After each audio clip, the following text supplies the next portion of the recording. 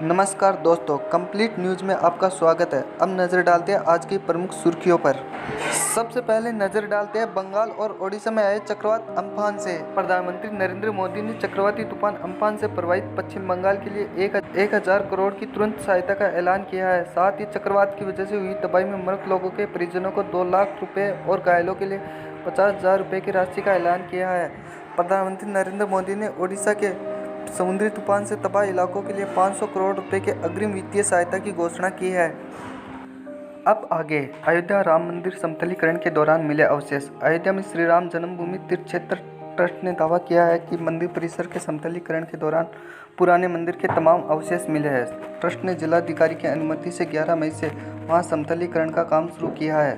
Trust की ओर से जारी बयान में कहा गया है कि समतलीकरण के दौरान काफ़ी संख्या में पुरावशेष, देवी देवताओं की खंडित मूर्तियां, पुष्प कलश, आमलक आदि कलाकृतियां निकली है। ट्रस्ट के सचिव चंपत राज ने मीडिया को बताया कि अब तक 7 ब्लैक टच स्टोन के स्तंभ, 6 रेड सैंड स्टोन के स्तंभ, 5 फुट के नक्काशी नुमा शिवलिंग और मेहराब के पत्थर आदि बरामद हुए हैं। समतलीकरण का कार्य अभी प्रगति पर है। अब आगे, स्वास्थ्य मंत्री हर्षवर्धन ने विश्व स्वास्थ्य संगठन के कार्यकारी बोर्ड के अध्यक्ष का पदभार संभाला। केंद्रीय स्वास्थ्य मंत्री हर्षवर्धन 2020-21 के लिए विश्व स्वास्थ्य संगठन के कार्यकारी बोर्ड के अध्यक्ष चुने गए हैं। उन्होंने बोर्ड के पूर्व अध्यक्ष जापान के डॉक्टर हिरोकी नाकातानी का स्थान लिया है। अध्यक्ष के रूप में कार्यकारी बोर्ड के 147वें सत्र को संबोधित करते हुए डॉक्टर हर्षवर्धन ने कहा है कि स्वास्थ्य आर्थिक प्रदर्शन और मानव क्षमताओं में वृद्धि का आधार है। उन्होंने कोविड महामारी के कारण अपनी जान गंवाने वाले लाखों लोगों को श्रद्धांजलि दी। उन्होंने कोविड से निपटने के लिए भारत सरकार के प्रयास भी बैठक में उपस्थित लोगों के साथ साझा किए।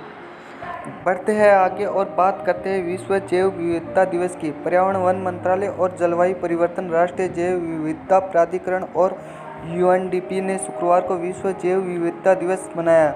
इस वर्ष की थीम है प्रकृति के भीतर ही हमारे समाधान है। हमें आशावादी बने रहकर प्रकृति के साथ जीवन का भविष्य बनाने के लिए प्रकृति के साथ तालमेल बनाते हुए एकजुटता और सभी स्तरों पर एक साथ काम करने के महत्व पर जोर देना है। केंद्रीय पर्यावरण मंत्री प्रकाश जावड़ेकर ने इस मौके पर कहा, हमारा भारतीय लोकाचार प्रकृति के साथ है और दुनिया को प्रकृति से सौहार्दपूर्ण व्यवहार करने के लिए भारत से सीखना चाहिए। उन्होंने कहा कि जैव विविधता पर जागरूकता अभियान भी चलाया गया है। पर्यावरण मंत्रालय ने जैव विविधता को संरक्षित करने के लिए 5 दस्तावेज लॉन्च किए हैं।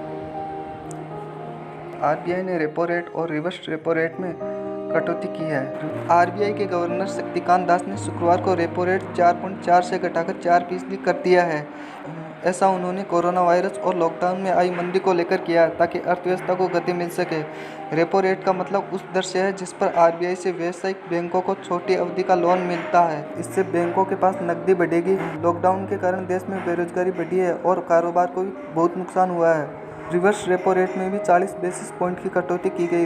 रिवर्स रेपो रेट का मतलब उस दर से होता है जिस पर व्यावसायिक बैंक आरबीआई के पास अपने पैसे रखते हैं। अब रिवर्स रेपो रेट 3.75 से घटाकर 3.35 कर दिया गया है। शक्तिकांत दास ने कहा है कि मॉनेटरी पॉलिसी कमेटी के 5 सदस्यों ने रेपो रेट कम करने के पक्ष में वोट किया था। आरबीआई ने तय समय में कर्ज चुकाने की अवधि भी 3 महीने के लिए बढ़ा दी है, यानी ईएमआई चुकाने में 3 और महीने की छूट दी गई है।